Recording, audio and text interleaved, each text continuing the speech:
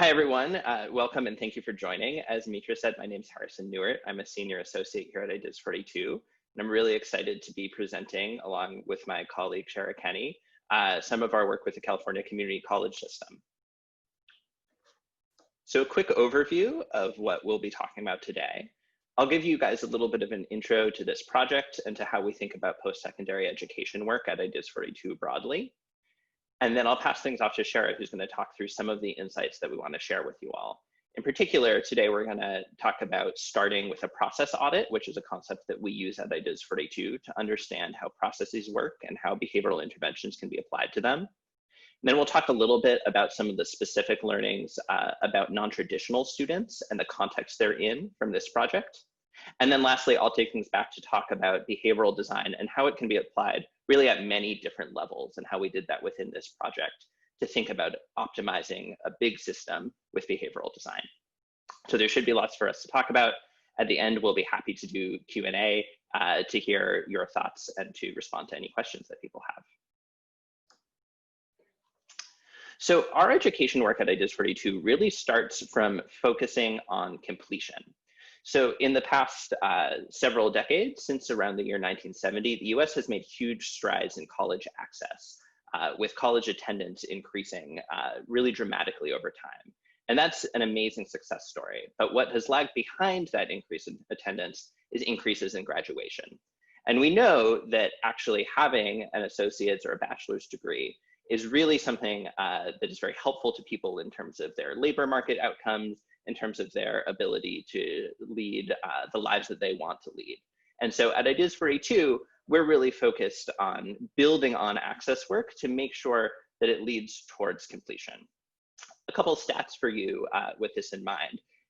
So the 6-year graduation rate for 4-year colleges and universities in the US, so it's the number of students who are able to graduate within sort of 1.5 times the typical amount of time, is only 59%. So about 40% of students aren't finishing 4-year degrees. And for 3-year graduation rates for community colleges, so that same 1.5 times figure, this rate is even lower. So about 70% of community college students aren't finishing their degrees in a timely fashion. And this leaves a lot of students who have done the hard work of starting college, who have potentially incurred things like student loans, but who don't have that degree to show for it. And so our work builds on that to really make sure that we're thinking about the entire pathway to and all the way through college. This is a space that we've been working in for a number of years. So some of you may be familiar with Nudging for Success. It was sort of our foundational paper on applying behavioral insights across the post-secondary journey. It came out in 2016. And since then, we've published dozens more experiments, papers, white papers, and thoughts that are all accessible over at idis42.org on our publications tab that are really focused on the many different challenges that students face as they navigate the pathway to college and get through to graduation. So there's lots of really great thinking that's gone on at the organization, and it was really exciting to work on this project with the California Community College System that slots in at the early phases of how we think about college access and completion, but really has potentially big impacts down the road. So for this work, we partnered with the Foundation for California's Community Colleges and with the CCC system broadly to focus on the barriers that hinder students' progress through the early phases of matriculation. And in particular, thinking about the application process and then what happens after students apply to college. I'll point out that lots of my colleagues worked on this project and it was a really fantastic team. So beyond Shara and I, Katie Davis, Ali Yates-Berg, Anthony Barrows, and IDIS 42 alumna Alex Aladef all worked on this project, and we were really grateful for their support throughout the process. I'll also say that we had so much fantastic support from across the CCC system at individual schools, at the chancellor's office level. This was a really exciting opportunity for us to plug into a design process at the very early stages and to learn from a broad team with really deep expertise in higher education. So we appreciate the partnership very much. So by way of an introduction to the CCC system, I want to start with a quick audience poll. So how many people do you think are enrolled in community college in California during sort of over the past year or so, let's say? So I will launch this poll. The possible answers are up to 500,000, between 500,000 and a million, between a million and 1.5, 1 to 2 million, or sorry, that should say 1.5 to 2 million, or more than 2 million. I'm seeing lots of responses here. I'm going to give people 5 more seconds to answer. Okay, ending the poll and sharing the results. So it looks like most people are pretty evenly distributed between those first 3 options, with a few people thinking it's more than 2 million. This was a bit of a trick question because it is more than 2 million. So the CCC system is massive. Approximately 1.2 million students are enrolled in California's community colleges. It's the largest system of public higher education in the country. It's just an incredibly vast system. And beyond being really large in terms of the number of students it serves, it's also quite diverse. So there are 114 plus colleges all over the state of California, from big cities to smaller, more rural communities. The system serves students of all ages, of a really diverse mix of racial and ethnic backgrounds. And just in general, it's a system that touches a lot of people's lives and provides a lot of people with access to higher education, which is really exciting and makes it a really exciting opportunity to do good behavioral design. However, the fact that this is one big system presents us with a really great design opportunity. And so there's lots of California college related jargon that we're going to try to avoid using on this call so that we can all understand it. But one word that you do need to know to be able to follow along is CCC Apply. And that's the tool, that's a central application tool that connects students, those millions of students who apply to CCCs every year, with all of the colleges in the system. So while there are a few exceptions for the vast, vast majority of those students, when they think about applying to any of the CCC institutions, their application is going to make its way through the centralized data pipes of CCC Apply. The application might look like it belongs to Sierra College or Pasadena City College, but it's a central tool that the statewide chancellor's office has some control over. And that's really exciting for us as behavioral designers, because it means that there's this one central touch point where if we can make some process improvements and if we can think about how to apply behavioral design there, we can impact millions of students in a really pivotal moment of their educational journey.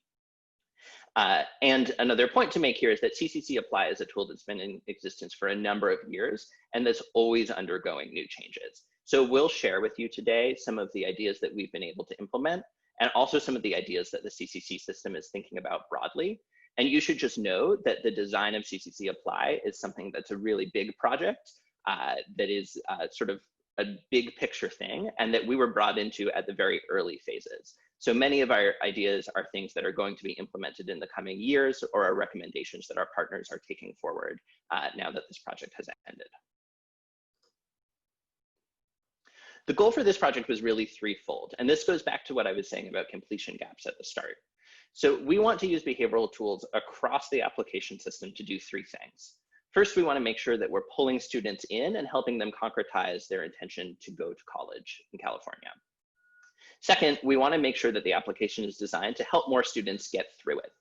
So completion rates for CCC Apply are already fairly high, but we want to make sure that the tool is designed as well as possible to make sure that students are really able to successfully, quickly, and easily navigate the system. But that's really not enough. As I've said a couple of times now, Ideas 42 isn't just focused on getting more students to apply. We want to set them up for success. And so a big lens of this project is how do we use this application process to help students successfully matriculate and even think about completion beyond that. Essentially, how do we make CCC Apply a really great front door that allows students to enter the CCC system with a positive first experience, set up for success when they get to campus and beyond. And so with that framing in mind, I'll pass things off to Shara to talk a little bit about our first couple of insights. Great, thanks, Harrison. So I'm going to walk us through the first of our 3 insights, which is around the impact that a process audit can have, especially when thinking about defining your problems and later designing solutions to mitigate them. So anyone who has tried to tackle a problem within their organization knows that naming the root cause can be tricky. And this may be due in part to the curse of knowledge. So as a review for those of you who are familiar and those of you who may not be, This is a bias that tells us that once we know something or how to do something, we have trouble putting ourselves into a mind frame where we don't already have that knowledge or awareness. And so we struggle to understand what another person knows, doesn't know, and how they might behave as a result.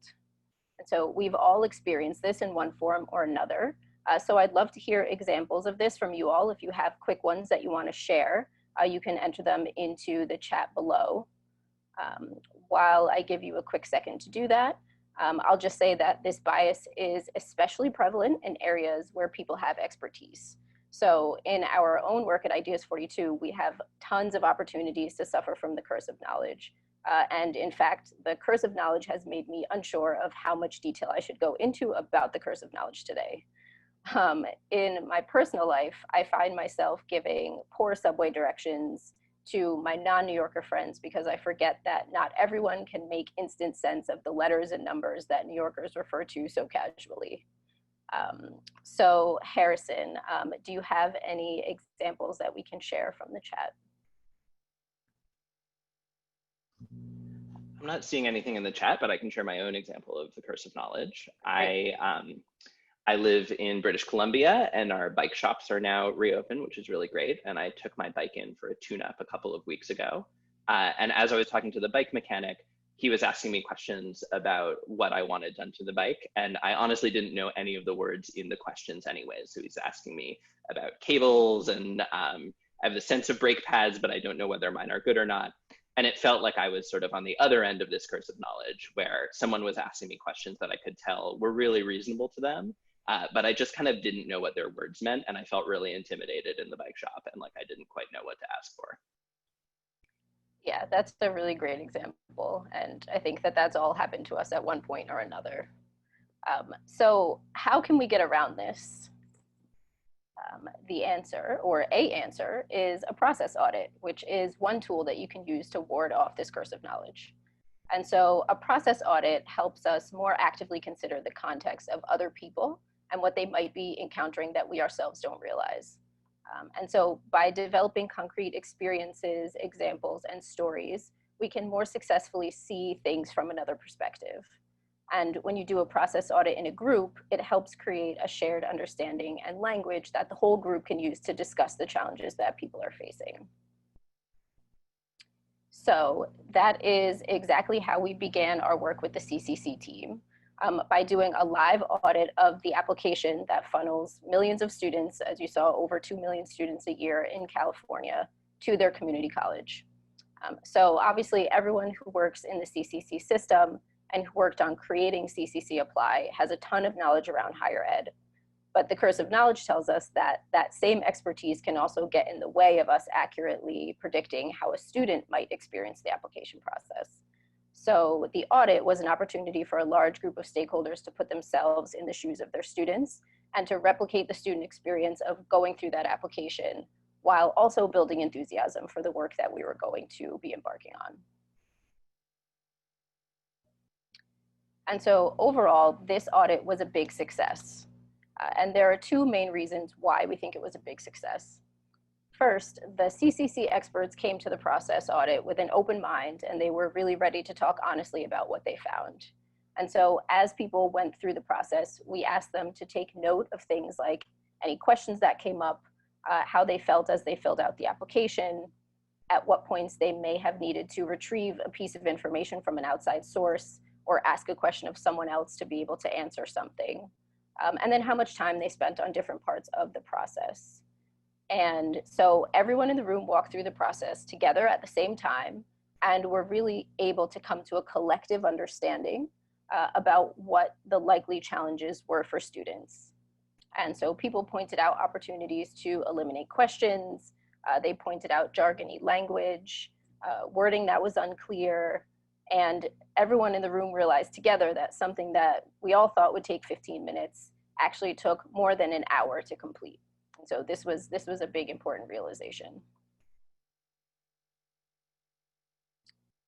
And so now, having a greater understanding of the issues within CCC Apply, this activity also helped our team fine-tune our problem definition. And so we landed on students in California intend to apply to community college, but don't end up matriculating. We want students to successfully apply and matriculate. And so this definition gave us space to think about how the application could serve not just as a way to collect students' information, but also, as Harrison referred to in the beginning, also use the application as a tool for increasing the number of students who actually matriculated on the first day of school.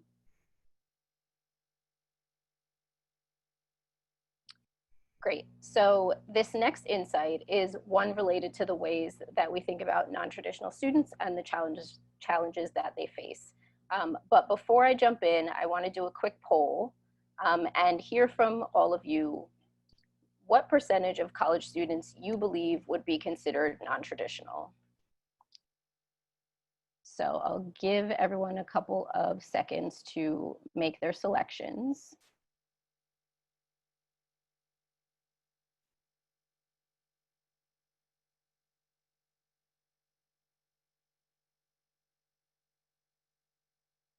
Okay, lots of votes coming in. Give you a few more seconds if there's anyone else who wants to make a guess. Okay, so it looks like we have a square tie between 51% and 74%. And I will tell you which of these answers is correct in just a moment. Okay, so I asked this question because I wanted to get you all thinking about who college students are, right? So what is the norm around college students? And as you know, norms are unwritten but understood rules of society that tell us what behaviors are acceptable and expected. And in the US, we have a commonly accepted norm that college students are probably 18 or 19 years old. They probably come straight from high school and go to a full-time 4-year school. Maybe you also think of them as someone who lives on campus or who works part-time, probably less than 20 hours per week, and doesn't have any children. But interestingly, and as about half of you were able to guess, 74% of undergraduates are actually non-traditional students, as measured by these categories on the right here. So non-traditional students are actually the more numerically common student at this point. But still, many school systems and processes were built with the idea of the typical college student in mind and haven't adapted to fit the needs of this more common non-traditional student. So unsurprisingly, what we found when we talked to students who attend California's community colleges is that the system does serve those that we typically think of as traditional college students. And so in one case, we talked to a high school senior who got into a UC but couldn't afford to go and so opted to go to community college instead. But still, many of the other CCC students that we talked to were non-traditional. So we talked to students who had already entered the workforce but were returning to school to finally earn the degree that they always intended to get or to switch careers. We also met students who didn't feel quite ready to pursue their degree yet and were trying to acquire basic skills before embarking on a more concrete educational goal, and lots of iterations in between of different goals and aspirations.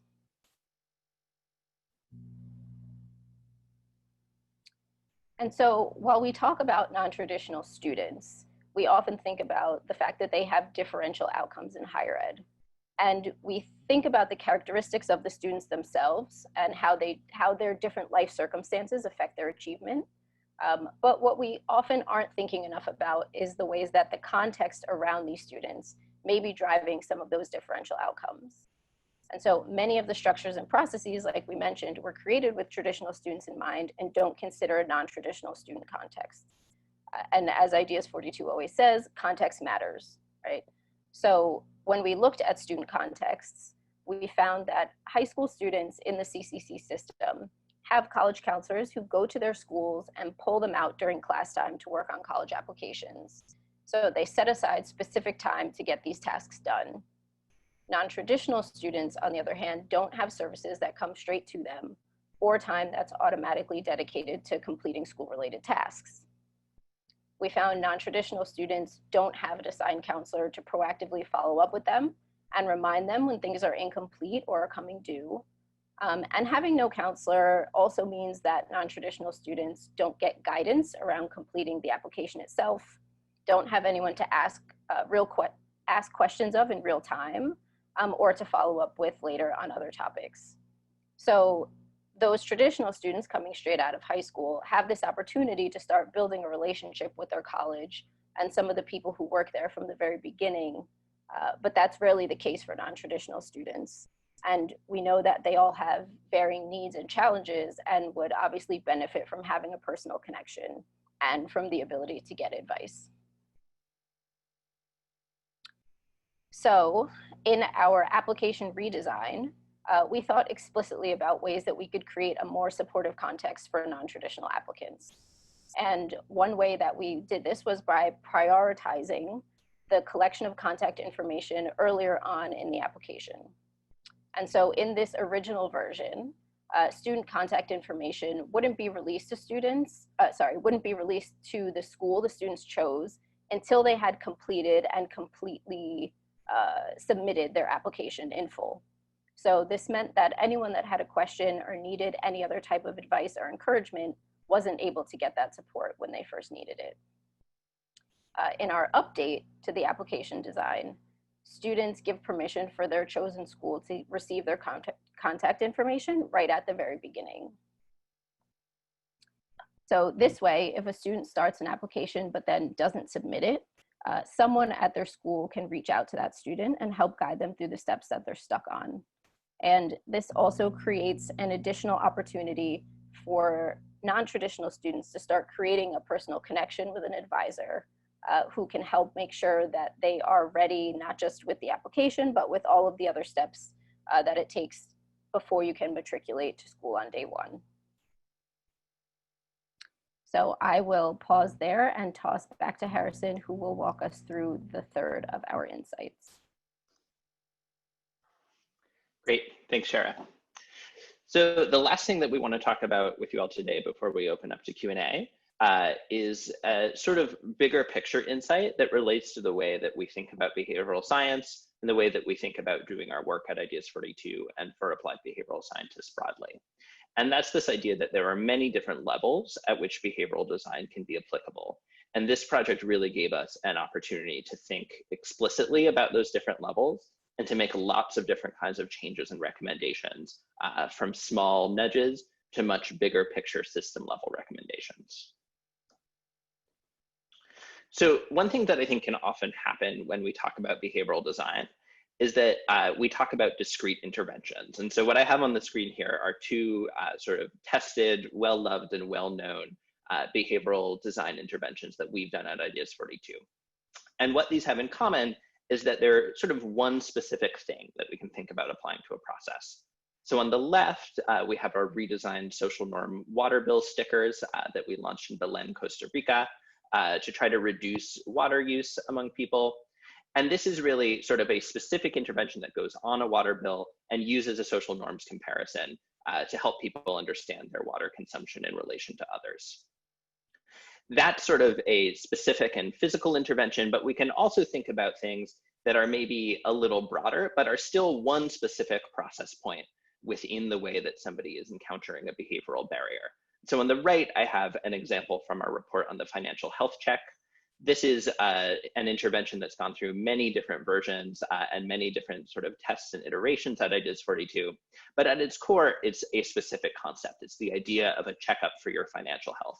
And it's a specific kind of meeting or appointment that someone goes through to understand where their finances are at, and some specific behavioral design levers that can be used to help them make the improvements they want to make. So while these are very different interventions, I think what they have in common is that they kind of have that one sentence describability that a lot of behavioral science interventions have had. We looked at a big system with a partner, and we were able to think about one concrete intervention point where we could use behavioral principles to improve outcomes for people. On this project, we realized pretty quickly that the range of questions that our partners had and that we had as we started working on them were much broader than the sort of one specific, how do we improve this touch point? And so there were some examples of really discrete details that felt like they were applicable to a sort of nudge style project. So an example there would be, we looked a lot at the demographic information that was collected in CCC Apply. We spoke to a lot of students to understand the ways that stereotype threat and other sort of identity factors play into answering those. And that's a really discrete intervention point on the application. How do we think about asking these demographic informations differently or in a different place to reduce some of the impacts of things like stereotype threat? But some of the questions were a little bit bigger than that. So maybe a middle of the road question would be, how can the look and feel of the application scaffold difficult choices? This application, CCC Apply, asks students to pick a major pathway in some cases and a projected major in many others, or a certificate that they might want to pursue. And so in order to sort of solve some of the behavioral challenges that we were seeing in something like major selection, we realized that we needed to really think differently, not just sort of redesigning a question to be different, but like a larger scale conceptual change in the way that we think about collecting that sort of information on an application. And that's not something that the CCC system is able to implement immediately right now by changing a little bit of language. It's sort of a bigger, more bigger picture change that behavioral design has a role in. And then lastly, as we came to understand the application system, and particularly what happens after the application system and before a student matriculates, we realized that there's a lot of potential avenues for behavioral design that are really more at the system level. And I'll talk about some of those more specifically in a moment, but realizing that, we have this one touch point that millions of students go through, but a lot happens after that, and it's still all part of one system. So how can we do things like clarifying the next steps once students apply, if that happens at the college level? And the kind of tools that we need to think about using as designers are really different if we're designing for 114 different colleges versus if we're designing how to change the way a question is asked in the application. And what was unique about this project is that we're doing all of those things at once. So we were trying to make a lot of small changes and then also think really bigly, or think in a really big way about the system. And so one thing that we realized was that we were able to pull out a lot of small evidence-based tweaks that our partners in the CCC system were able to deploy almost immediately. And this was a really great thing about working with the CCC Tech Center and the really smart and awesome people there who are able to make changes to the application pretty rapidly.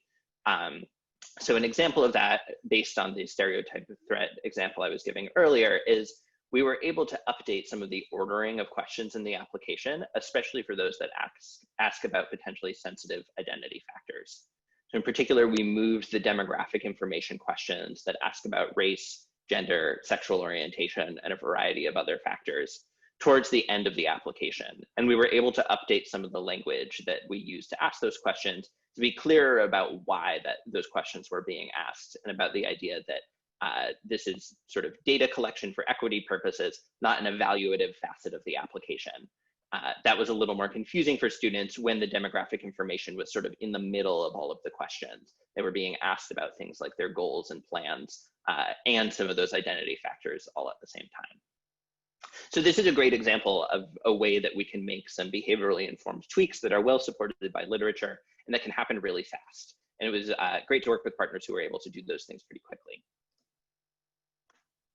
We also realized that there were some larger changes that we were recommending around the design of the application that were going to take longer than the year that we had of working together. And so one thing that we did was we specified some really concrete behavioral design principles that our partners could take forward to use over the course of this project and after we left. And so in this case, we developed a set of recommendations around reducing hassles, eliminating ambiguity, affirming identity, building scaffolding, so that means adding some sub-questions to make a difficult question easier, and then opening channels, which relates to what Sherrod was talking earlier about non-traditional students. And so these are sort of big buckets, and they were based on what we learned in diagnosing and in talking to students across the state of California. But we worked really hard to make them very implementable for our partners. So for each of these, there were several, and 16 in total actionable ways to apply these insights. So things like reducing the number of clicks wherever possible, or suggesting specific resources to use to workshop language around identity questions. And we were able to set these out and to set them out in a set of wireframes that showed how we would think about applying these principles to CCC Apply. But we did that with the knowledge that this is an application that's going to change over time. And so we needed to leave a set of tools that people could use to continue the behavioral design process over the next several years. And we're really excited about what we came up with here. It was, as someone who worked on this project, it was really heartening to sort of hear this language start to be used by design teams and to be pulled into meetings and to talk about things like how can we eliminate ambiguity in these questions, and to make sure that those behavioral principles were things that were going to outlive us on this project.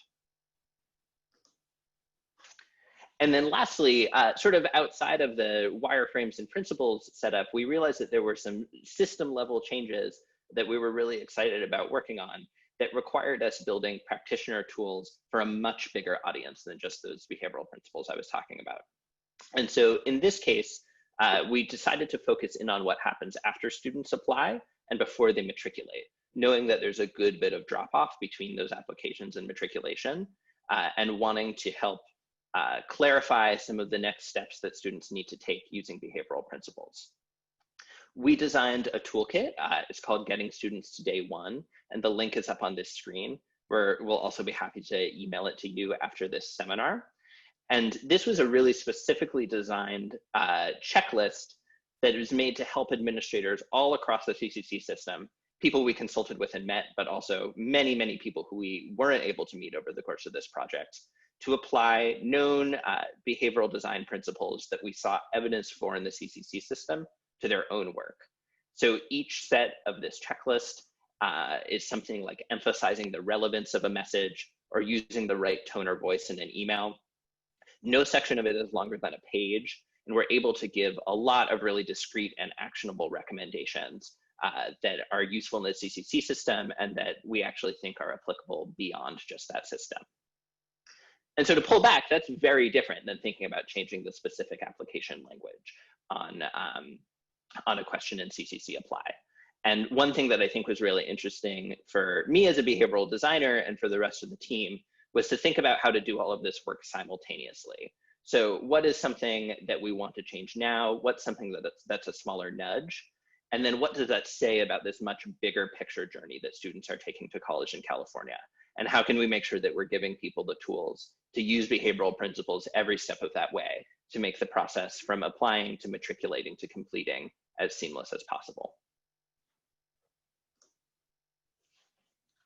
So that's the 3 insights that we wanted to share with you all from this work.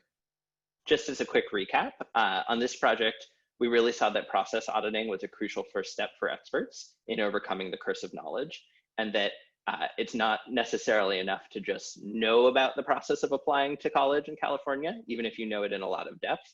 Actually filling out an application really teaches you a lot about what that process is like.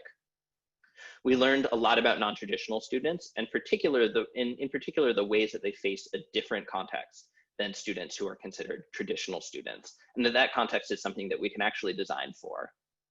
And then lastly, we thought a lot about our behavioral design process in this project. And we've spoken today a little bit about how we can use behavioral design at a bunch of different levels, not just for small nudges, but for bigger picture changes that can impact millions of students in California. There's lots of opportunities to learn more about this. And so I'll point folks to the Foundation CCC website. The name of this project and initiative broadly in the CCC system is called the Student Journey to Success. So if you look for that and the graphic that you see on the screen, you'll find lots of information about our work and how it builds in more broadly to the work that the whole system is doing on applying to and matriculating to college in California. And then there's lots of other project resources. There's a project brief, and there's some information from our toolkits over at ideas42.org. And as I mentioned, those things will get emailed to you also. And so with that, I'll pass things back to Mitra, who can facilitate some questions and answers. Great, thank you very much, Harrison and Shara. So as I mentioned at the outset, if you have some questions, please type them into the Q&A box. I'll give everyone a few seconds to get some of those going in there. And then in the interim, I can share with you a little bit more information about upcoming Academy events. The next seminar series will be June 25th, and it will cover using rapid behavioral trials to improve HIV testing, featuring one of our academic affiliates, Allison Buttenheim, who is both a professor and the associate director of the Center for Health Incentives and Behavioral Economics at the University of Pennsylvania. And if you're interested in learning more about the fundamental principles of behavioral science and start thinking about how to apply it in your own work, our remote crash courses in behavioral science will resume later on in the summer. Of course, you can find more information about that and all of our Academy materials at ideas42.org/academy. And now that I've finished that spiel, it looks like we have a question for our presenters. Do you have any additional ideas on how to counter the curse of knowledge? I can start here. Absolutely. So I think that the kind of auditing that we were talking about here is a really good first step. And in particular, just to sort of say a little more about what we did, we really did sit everybody down and make them apply to college in California. So not just sort of looking at a process and thinking about it, but actually doing it is a really good first step. Another thing that we did on this project that was extremely helpful is user testing. That's a big part of Ideas 42. Ideas 42's methodology. It's something that some folks here have maybe worked on with us before. And so we were able to show lots of our ideas and application designs to students across the state of California, sometimes in interviews we set up, sometimes by sitting in the student center at a CCC and asking people to come chat with us. And that's a great way, especially on sort of looking for jargon or looking for words that are complicated, to just get some quick student takes on, I don't understand what this means. This is unclear. I don't think I would have known this 2 weeks ago. Really, the more you share with other people and the more you're able to bring other perspectives into your work, I think the easier it is to overcome your own curse of knowledge. Great. We've got another one here. It seems like students in community college are much more likely to be part-time. Have you considered at all in the work that you've been doing, both in this project and others, other ways to measure the quote completion rate than just number of years in school? Yeah, so I can jump in here.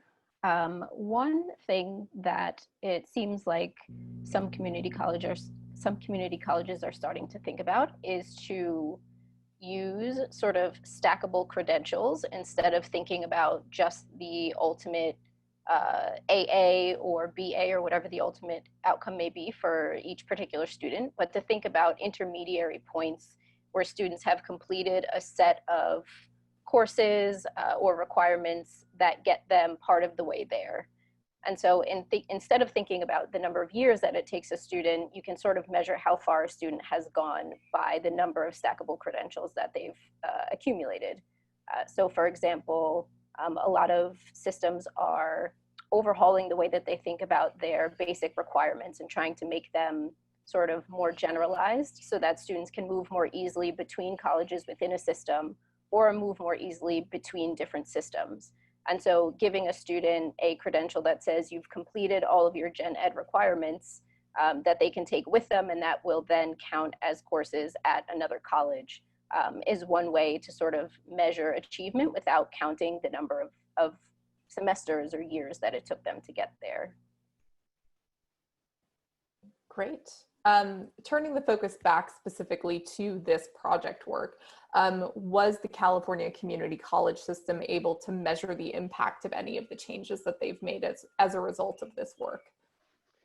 Yeah, so this is a really good question. Because of the sort of big picture design nature of this project, we didn't have a testing phase in the way that many other Ideas 42 projects do.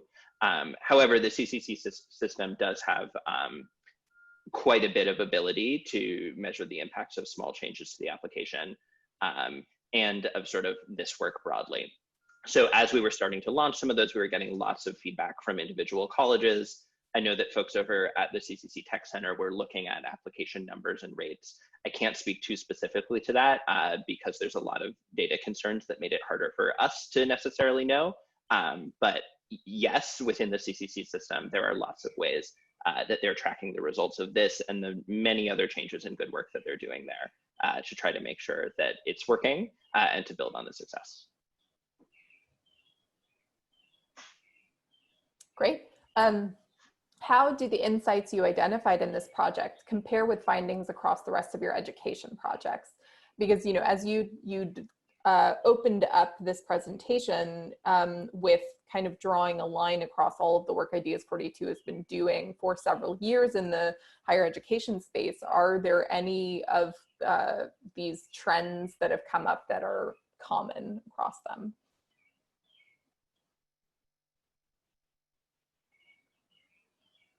And I think, Harrison, that might be a good question for you. Sure. Yeah, I think there are a lot of trends throughout our education work, and I'll definitely invite Shara to add on here also if there's something I'm missing, because we've sort of worked on different parts of the education portfolio in addition to this. A big thing that came out of this project was really looking at and understanding all of the different communication touch points that happen post-application. And that's what you'll see in our communications toolkit when we email that out. But I think that's been really a common theme from a lot of Ideas 42's work, is that from the student perspective, there's often a lot of communication that's coming from a college and a lot of next steps that can be sort of jumbled together or can be hard to understand, even if an individual department's messaging around, say, FAFSA completion is really good and really behaviorally informed. So one thing that I know we've seen in other projects and that we've encouraged folks to do in this work is to look across the college level at what sorts of emails are getting sent or text messages are getting sent, and making sure that the pacing, tone, and actionableness of those messages is sensible, not just for admissions and records or just for financial aid, but for the system as a whole from the student perspective. Yeah, and just to add to that, I think we've also spent a lot of time thinking about the actual student perspective in everything that we're looking at, right? So in this project, it was about an application, but in others, we think about how students experience, let's say, a matriculation process or a registration process for coursework, and any other process that they may have to walk through as a first-year student or a second-year student. And what we find across all of them, right, is that the curse of knowledge makes it really difficult to take that into consideration unless you take explicit steps to understand what they're going through. And just as a quick sort of side example of one way to do an audit that's not exactly as explicit as the one we did on this project, in another project, I ended up doing a process audit, which is not what it was, but it ended up being that, of a registration process at another community college, because I signed up to be a student and to take a course there. And so I actually had to walk through everything that the students had to walk through in order to become a student at this particular school, and experience, having to go to different offices or people not being able to answer my questions, or getting conflicting answers. And that really gave me and my teammates a huge sort of glimpse into what students are experiencing every day. And so we just continue to try to take those perspectives as much as we can, so that the work that we do can be as impactful as it possibly can for the people that it's going to touch. If I can say sort of like a third thing here also, I'll add that I think one reason why I'm often very excited about our education work at Ideas 42 is that I do think there's a lot of sort of purely or mostly behavioral challenges in higher ed. And one thing that we saw time and again in this system was that we would go visit colleges and there were just amazing resources available to students to help them through a lot of these processes. So we talked to a lot of really great engagement counselors at various colleges across California whose full-time job is to help students apply to and successfully matriculate at school. And those people were really helpful in identifying some of the barriers their students face, and also just being sort of incredible resources. People we went to time and again on this project to ask questions like a student would as we were trying to understand the system. So a lot of what I think is part of our work at Ideas 42 is connecting students to resources that exist. And when there's such a robust set of resources, and also students who aren't familiar with them, I think there's a lot of potential for behavioral design to just close that gap pretty well. Great. Did you find that the FAFSA was also a barrier for students in the application process and matriculation? And if so, how was this addressed during the audit/problem solving process in this work? Yeah, I can jump in here. Yes, the FAFSA is a barrier for a lot of students who are newly applying, and also for those who are renewing for another year. And that's not something that they have to worry about in the application itself. So it didn't come up in the audit, but we did learn from talking to students that it is a barrier. But interestingly, it was a very different barrier for traditional versus non-traditional students once again, because those traditional students had those counselors going to their schools and working with them not only on the application, but also to complete their FAFSAs. And so many fewer traditional students were running into that wall upon initial application of to the FAFSA. For non-traditional students, we actually heard several stories of people struggling to be able to complete it because they didn't have paperwork that they needed, or they weren't sure how to answer a question, but they didn't have that connection that the more traditional students had to a person at the college they could ask. And so they would need to go to the college in person, or they would place a phone call, leave a message, some of which were never answered. And we heard from people that that was the point where they just stopped. They just gave up because they knew without that financial aid, they wouldn't be able to pay. And so they couldn't get the answers they needed. And that was enough for them to sort of say, hey, maybe this wasn't the right time. Maybe I should just, think about doing something else. So yes, it's absolutely an issue. And that's something that the CCC folks are very well aware of. And we thought about in tackling those matriculation steps after the application, in creating those relationships for students so that they can get help where they need it. Okay, moving beyond the application process, are there any other points along the path to college completion that either one of you thinks could make sense to audit, so to speak, with practitioners? And if so, how would you prioritize them? The person who asked this question suggested maybe registration could be one of them. Yeah, so I mean, I think the easy answer here is all of them. There's anything that students are doing, I think if you're working on it, it's really valuable to just know what the process looks like from a student perspective. I would think about prioritizing things, and in this project, we prioritized things where the sort of person to be in touch with is changing. So one reason why we focus so much on the next steps after application is that that's where you go from filling out a system level application to being in touch directly with a college. And so that handoff is a really good place to understand what it's like. What are the messages students get? When do they come? Are they overlapping? So that's definitely a place to audit and think about a lot.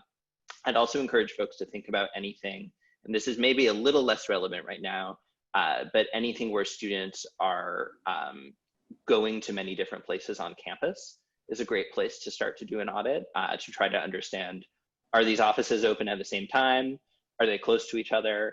Is it clear where to go and how to get there? I think that's a common barrier that we see with a lot of students in those sort of first days is it's easy to rattle off a list of places you need to go to get a paper signed or to get your registration checked. And then when you do that from the student process, you can actually realize that there are some challenges in everything being in one place. One more thing I can add to that is Harrison talked a little bit about sort of communications and all the communications that schools are sending to their students. And while you can do a comms audit, thinking about the way that you've written your emails or texts themselves, you can also do sort of a broader audit of the communications landscape and what students are experiencing. And so it's a good idea to get all of the people who communicate with students directly into one room and sort of map out all of the communications that are sent during what months, and get a broad picture of what exactly it is that students are getting. And people who have done this have sort of come to the understanding that students are getting thousands of emails, and they can see across which months they're a little bit more concentrated and where there are some lighter points in the year, and then to sort of think about how to mitigate some of the points where things are just very out of control and students aren't able to keep up with those, and prioritize which offices need to communicate with students at what point. So that's a good place to see what the students are seeing.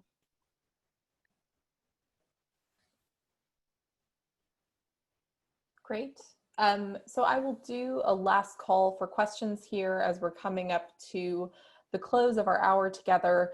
And while we are waiting for that, I will also make a plug for, Shara mentioned offhand, a communications audit, which is another tool that Ideas 42 utilizes regularly. If anyone on the line is new to this and is interested in seeing kind of a basic version of this, we do have a free open source version of a communications audit tool at bhub.org.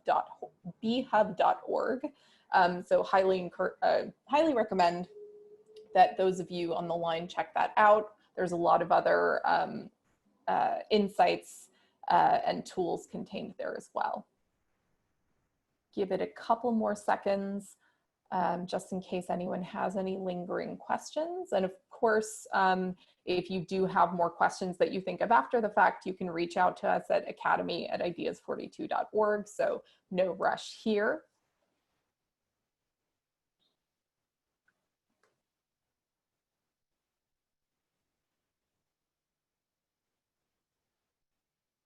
Okay, well then I think we can call it.